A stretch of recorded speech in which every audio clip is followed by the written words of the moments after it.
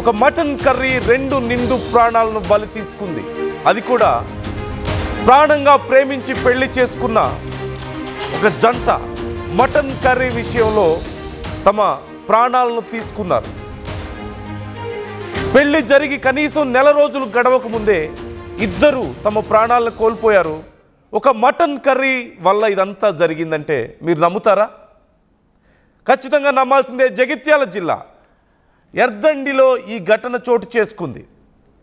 కొత్తగా ప్రేమించి పెళ్లి చేసుకున్నారు, పెద్దలను ఒప్పించారు. సెప్టెంబర్ 26న పెళ్లి చేసుకున్నారు సంతోష్ గంగోత్రి. అయితే దసరాకు భార్యతో అత్తగారింటికి వెళ్ళాడు సంతోష్. మటన్ కర్రీ విషయంలో భార్యాభర్తల మధ్య గొడవ జరిగింది. అదే రోజు రాత్రి గంగోత్రి ప్రాణాలను తీసుకుంది.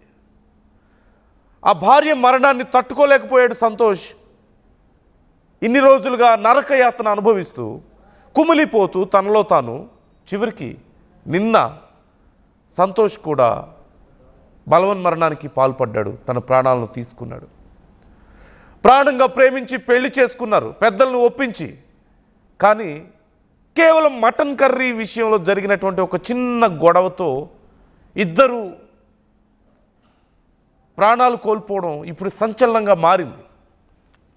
అయితే గతంలోనే మనం చూసాం, ఆ యువతి ప్రాణాలు తీసుకున్న సమయంలోనే మనం ఈ విషయం గురించి మాట్లాడుకున్నాం. ఒక మటన్ కర్రీ ఒక నిండు ప్రాణాన్ని బలి తీసుకుంది అని. కానీ ఇప్పుడు అదే మటన్ కర్రీ విషయం ఆ జంటను బలి తీసుకుంది. సింపుల్గా ఒక్కసారి చెప్పాలంటే,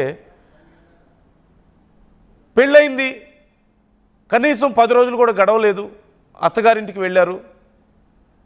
వెళ్ళిన తర్వాత అక్కడ మటన్ కర్రీ వండి పెట్టారు అత్తగారు సంతోష్కి. అప్పుడు ఒక్కసారిగా తన భార్య మటన్ కర్రీ తినడాన్ని చూసిన సంతోష్, నువ్వు మటన్ కర్రీ తినవు కదా, మన ఇంట్లో ఎన్నిసార్లు చేసినా నువ్వు తినలేదు, ఇక్కడ ఎందుకు తింటున్నావు అని అడిగాడు గంగోత్రిని. అడిగితే ఆ భార్య చెప్పింది, లేదు, ఆ భార్య సైలెంట్గా ఉంది. ఆ అమ్మ చెప్పింది, ఆ యువతి వాళ్ళ అమ్మ చెప్పింది, పాపకి కొంచెం మసాలాలు అవి ఎక్కువ తినదు, కారం ఎక్కువగా తినదు, మీ ఇంట్లో కారం ఎక్కువగా ఉంటుంది, అందుకే తినట్లేదు అని చెప్పింది. ఆ విషయంలో కొంచెం కోపడ్డాడు సంతోష్. ఆ విషయం ఉంటే చెప్పాలి కదా, ఎదురుంటే మాట్లాడాలి కదా అని చెప్పేసి కొంచెం కోపడ్డాడు. ఆ విషయంలో ఒకరి మీద ఒకరికి గొడవైంది, ఒకరి మీద ఒకరు అరుచుకున్నారు. తను హర్ట్ అయ్యాడు. మా ఇంట్లో తినకుండా నువ్వు మీ ఇంట్లో తింటావా, అంటే మా అమ్మ వండితే తినవా, నువ్వు మీ అమ్మ వండితేనే తింటావా అని చెప్పేసి అక్కడ చిన్న వాగ్వాదం చోటు చేసుకుంది. ఆ తర్వాత సంతోష్ గంగోత్రిని తీసుకొని తాను ఉందాం, కొంత సమయం ఉందాం అని చెప్పినప్పటికీ కూడా వాళ్ళ ఇంట్లో లేదు, వెళ్ళిపోదాం అని చెప్పి బలవంతంగా తీసుకువెళ్ళిపోయాడు.